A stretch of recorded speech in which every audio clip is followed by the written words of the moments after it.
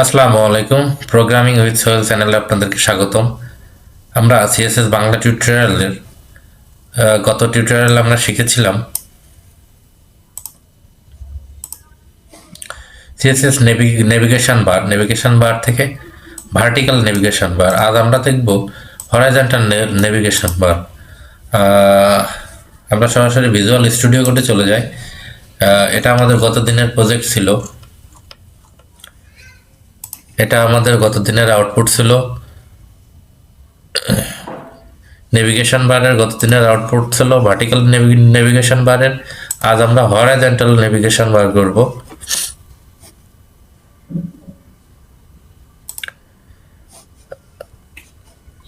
আমাদের কোডিংটা প্রায় সেমই থাকবে, কিছু পরিবর্তন আনতে হবে।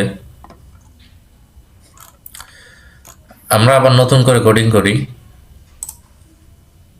এগুলো সরিয়ে দিচ্ছি।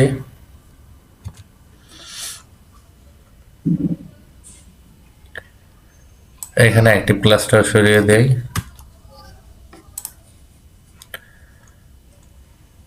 এবং আমরা এগুলো সরিয়ে দিই,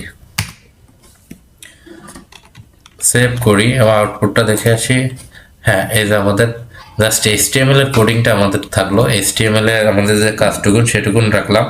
আমরা সিএসএস এর কাজটা এখন করব। সিএসএস এর কাজটা আমরা এখন করব। আচ্ছা, আমরা সর্বপ্রথমে ইউএলটাকে সিলেক্ট করে এটা ডিসপ্লে করে দেই, ইনলাইন ডিসপ্লে করে দেই এবং সেভ করি এবং আউটপুটটা দেখে আসি। আমরা এটাকে আউটপুটটা দেখতে পাচ্ছি। আমরা এখন এলআই কে সিলেক্ট করি, এলআই, এবং এলআই ফ্লোট দিয়ে দিই আমরা ফ্লোট লেফট সেভ করি এবং আউটপুটটা দেখে আসি। আমরা ফ্লোট লেফট দিয়ে সবগুলোকে আউটপুট এখানে দেখতে পাচ্ছি। এবার আমরা এলআর এটাকে সিলেক্ট করি এবং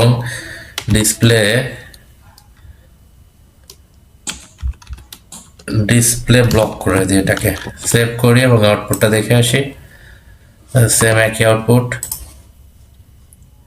এইখানে আমাদের লিস্ট স্টাইল টাইপ নাম করে দেই, লিস্ট স্টাইল টাইপ নাম করে দেই, সেভ করি,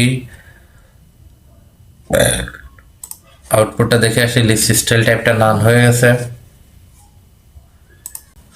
ইউএলের একটা কালার দিয়ে দিই আমরা, ব্যাকগ্রাউন্ড কালার।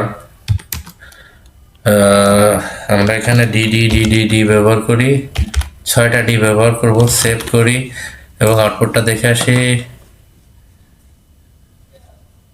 ব্যাকগ্রাউন্ড কালারটা এখানে আসছে।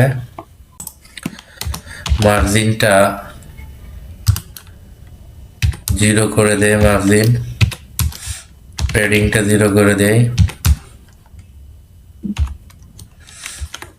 মার্জিন প্যাডিং 0 করে দিলাম। ওভারফ্লোটা হিডেন করে দিলাম, সেভ করি। এবার আউটপুটটা একটু দেখে আসি।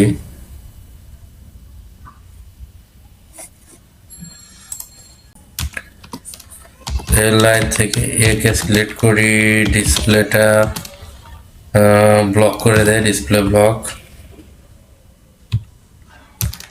কালার হোয়াইট,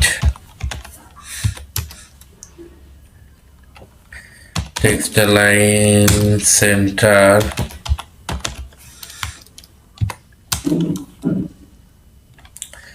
প্যাডিং 14 পিক্সেল, এদিকে দেবো 16 পিক্সেল,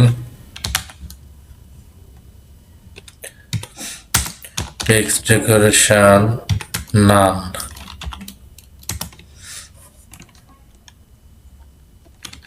সেভ করি। এবার আমরা আউটপুটটা দেখি।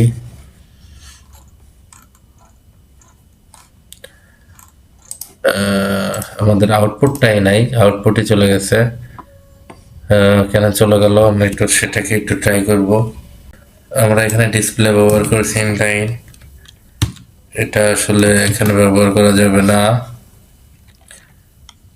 সেভ করি এবং আউটপুটটা দেখি। আমাদের আউটপুটটা চলে আসছে, কিন্তু আমাদের ব্যাকগ্রাউন্ড কালারটা আমাদের একটু ডিপ হলে ভালো হয়। ব্যাকগ্রাউন্ড কালারটা আমরা যদি একটু ডিপ করে দিই তাহলে ভালো হয়।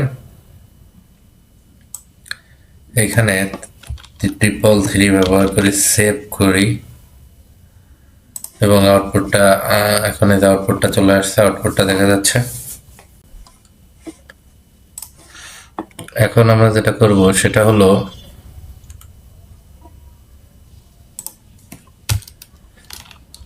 li এর থেকে এটাকে তখন হোভার করব, হোভারে আমরা একটা কালার দিব,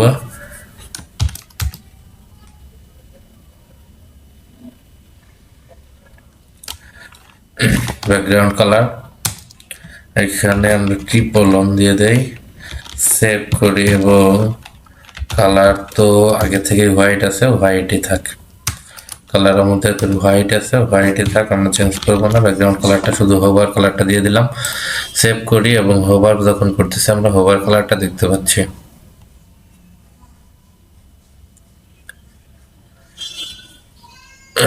আমরা একটাকে অ্যাক্টিভ করে রাখতে পারি, ডট একটা অ্যাক্টিভ ক্লাস করতে পারি, অ্যাক্টিভ ক্লাস, এবং অ্যাক্টিভ ক্লাস করার পরে আমরা ব্যাকগ্রাউন্ড কালার অ্যাক্টিভ যখন থাকবে সেখানে ব্যাকগ্রাউন্ড কালার দিব। আমরা হ্যাশ 04AA6D সেভ করি এবং আউটপুটটা দেখে আসি। আর কোনো আউটপুট নেই, কারণ আমরা অ্যাক্টিভ ক্লাসটাই ব্যবহার করিনি। অ্যাক্টিভ ক্লাসটা আমরা ব্যবহার করে নিই, সেভ করি এবং আউটপুটটা দেখে আসি। আমাদের অ্যাক্টিভটা চলে আসছে এবং হোভার করলে আমাদের হোভারটা আসতেছে। আশা করি নেভিগেশন বার সম্পর্কে আপনারা বুঝতে পারছেন। তারপরেও বুঝতে সমস্যা হলে প্লিজ আমার সঙ্গে যোগাযোগ করেন। আর ভিডিওটি যদি আপনাদের ভালো লেগে থাকে লাইক, কমেন্ট, শেয়ার করুন। আর আপনি যদি চ্যানেলে নতুন থাকেন তাহলে প্লিজ সাবস্ক্রাইব করুন। ধন্যবাদ।